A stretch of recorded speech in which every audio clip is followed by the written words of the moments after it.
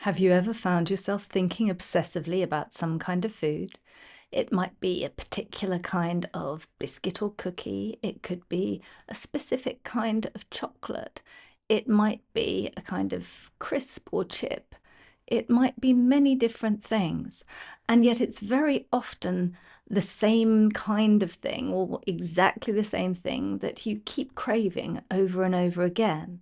It's so common to have these thoughts around food and to then struggle with eating healthily, well, just a small amount perhaps of a food that you might crave, rather than one biscuit leading to another and leading to another until the entire pack is gone, and so on, or whatever the case may be in your particular situation.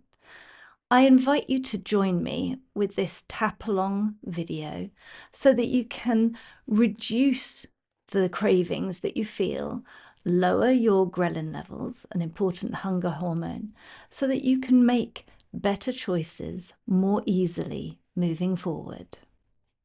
Start tapping on the side of one hand and follow along, saying what I say and tapping where I tap, as we reduce cravings and binge urges. I have these urges, this desire to eat foods that I know are bad for me.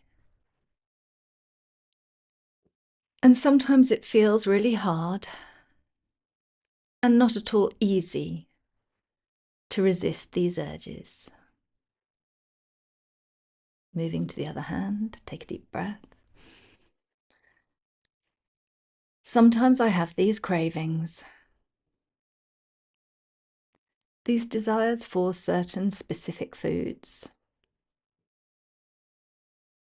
Sometimes I might think I don't even enjoy these foods. And other times I think these foods are an amazing treat. And in any case, I know that my life would be better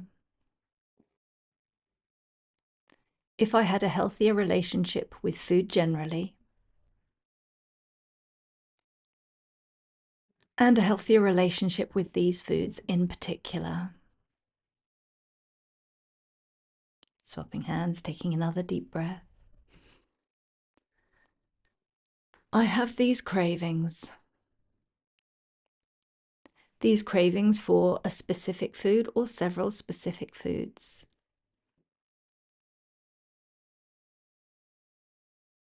And as I acknowledge these cravings, as I explore these cravings, I can lower my ghrelin levels, this hunger hormone which has a big influence on what I choose to eat. And the science shows that focusing on foods I would like to eat will help me to eat less of them if and when I do eat them. Moving to the top of the head. This food or these foods I crave. Eyebrow point. I can take some time now to think about this food. Side of the eye. I can picture where I would go to get this food. Under the eye. Whether to a particular shop or in a particular cupboard or shelf on the fridge. Under the nose. Maybe I can imagine or remember what this food smells like.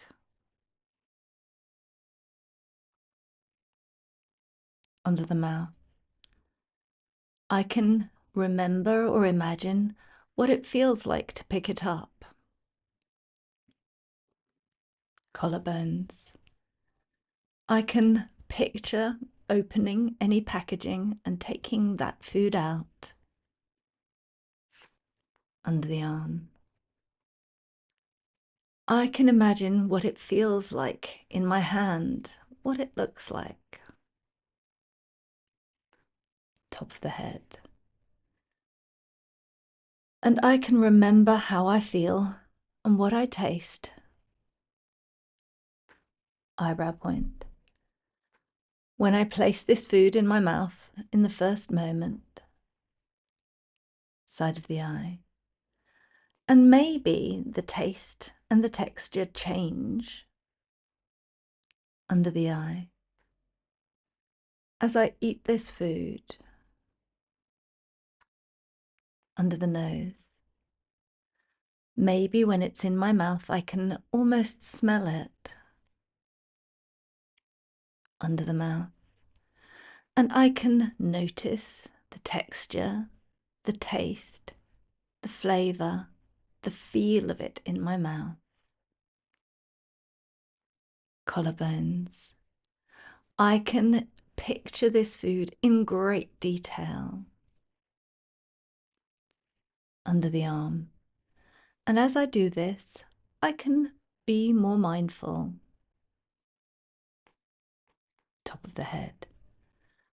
I can notice how I feel when I eat this food. Eyebrow point. I can notice what exactly it is about this food that I enjoy. Side of the eye. I can notice whether it's more the flavour or the texture or the taste or the feel. Under the eye. And maybe I will notice certain patterns in the foods that I crave. Under the nose. I may look for different things in different foods. Under the mouth. I may be finding the same kinds of delight in different kinds of food. Collarbone. I can pay more and more mindful attention to the foods I crave. Under the arm. So that I can picture them in better and better detail. Top of the head.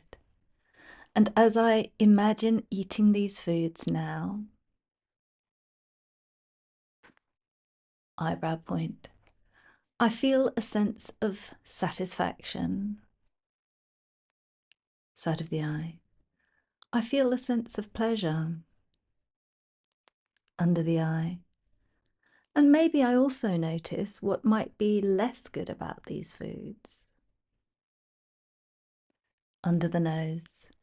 Just as I can notice what I like about these foods. Under the mouth. I can also notice if there's anything that I like less. Collarbones. I can notice if there's something about them that doesn't feel good or right to me. Under the arm. I can gather more and more mindful information about these foods that I have craved. And place your hands over your heart. Take a deep breath in. And a full breath out. You can use this tapping meditation, perhaps on a daily basis. It's great to do some tapping before you get into that place of craving because, as I say, this kind of tapping reduces your ghrelin levels and your cortisol levels, so both your hunger hormones and your stress hormones. Doing it before the cravings ever rear their ugly head can be a great way to stop them in their tracks before they even happen. And if it has gotten to that point when you are thinking about a particular food, you can still use this meditation then as well. There is evidence that tapping in this way actually rewires your brain away from cravings so that it becomes easier and easier to make healthy choices around food. I hope that you enjoyed this video and that you will perhaps practice this notion of tapping. You can also simply imagine the food for yourself as you tap around those points, either speaking what you feel out loud, or simply thinking about the food, imagining it, putting lots of detail into it from all of your senses, how it looks, how it feels, how it tastes. And do stay tuned for the last video in this series on foundations of food freedom, where we'll talk about feelings around food. And I'll give you a case study from one of my clients and how she found this work helpful to make sense of her feelings around food and to shift them permanently.